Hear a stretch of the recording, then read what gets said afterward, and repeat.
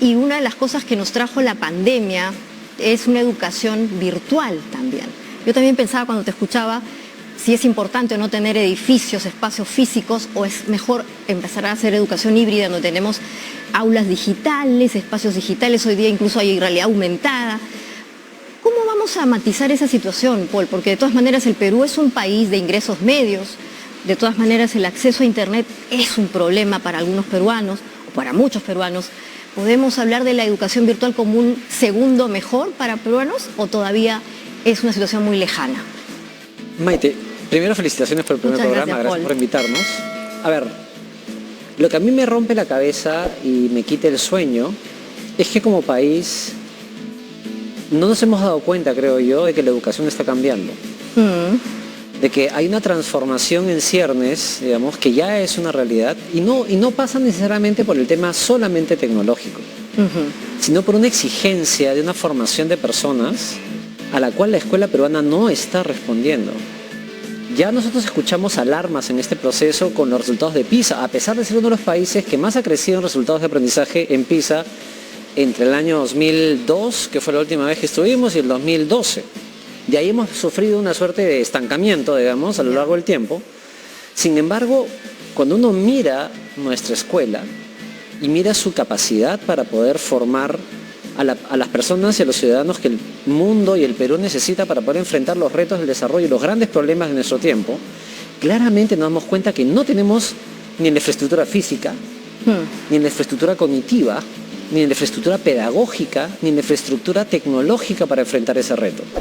Y a diferencia de quizás comienzo del siglo XX, donde la discusión era por la industrialización, y que además llegó tardíamente al Perú con la discusión de la sustitución por bienes, exacto. Un modelo que estaba de moda, hoy día ya no está de moda. Así es. Pero cuando tú miras lo que nos está pasando ahora y la crisis en la cual estamos enfrentando, claramente ni el sistema, ni sus personas, ni sus estructuras están acordes a este gran reto. Entonces, si bien podemos entretenernos, si quieres, en la discusión sobre la infraestructura en nuestro país, que es además una historia, una novela que ya conocemos y que arranca todos los febreros y termina al final de marzo. Y se acaba la discusión de la infraestructura hasta el año siguiente. Entonces, yo creo que ya toca el momento, como sociedad, de sentarnos a discutir qué sistema educativo necesitamos, qué arreglo institucional tenemos que tener. ¿Vale la pena tener 40.000 personas involucradas en la gestión pública del sector de educación o tenemos que especializarlo? Tenemos que abrir espacios de discusión sobre cómo tenemos que avanzar en este punto porque no lo estamos haciendo y hay países que ya comenzaron este proceso y no puede ser que nosotros demos 4 o 5 pasos, y no estoy hablando evidentemente de Finlandia, que es como una suerte de onírico imagen, digamos, que siempre mueve, sino estamos hablando de Colombia, estamos hablando de México, estamos hablando de Costa Rica. Entonces, ante tu pregunta, ¿qué rol juega la tecnología en este asunto? Me parece que es fundamental. Sin embargo, cuando yo veo el factor de la tecnología en el ecosistema que tenemos armado para enfrentar el reto educativo, yo creo que no hay sostén.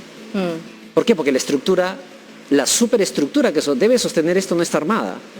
Y yo creo que es un reto enorme que le estamos sacando cuerpo. Sin embargo, Paul, perdóname aquí porque esta parte es importante, la pandemia provocó una digitalización abrupta, nadie estaba preparado y aparecieron algunas capacidades que pienso yo estaban dormidas, tanto de los estudiantes, de los miles de jóvenes que ojalá nos estén viendo, pero también de los maestros. Y entonces los maestros empezaron a generar grupos de práctica a través de WhatsApp, empezaron a buscarse en los Messenger de Facebook, estamos hablando de las marcas líderes de las Big Tech por si acaso. Pero claro, esta primera capa de aprendizaje que se generó, no sé si ustedes tienen esta sensación, se ha quedado allí, pero tenemos un pisito, o sea, tenemos como una línea de base sobre la cual podríamos ir construyendo otras capacidades, y ya que estás hablando de qué educación necesitamos, probablemente una más personalizada, ¿no? Y creo que es el gran reto de los maestros, no todos aprendemos igual.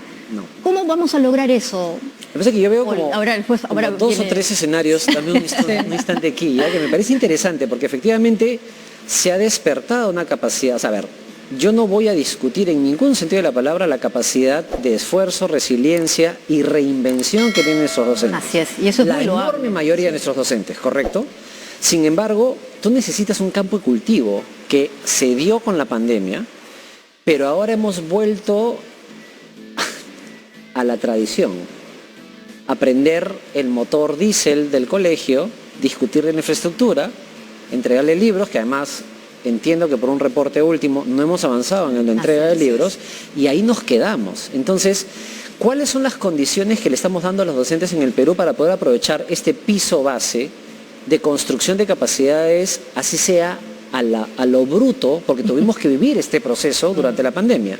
¿Dónde está la construcción de ecosistemas que ayuden que efectivamente esas capacidades embebidas en los sujetos que son los actores de la educación, en la interacción entre el estudiante y el maestro, broten, fluyan, comiencen a crecer?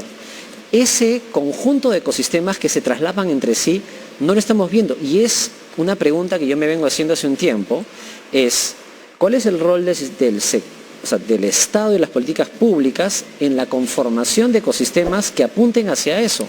¿O simplemente vamos a ser los que nos vamos a subir últimos al tren a las 11:30 de la noche en el andén? ¿O podemos construir de repente un ecosistema de políticas educativas que lo que más bien es arme una plataforma de innovación educativa?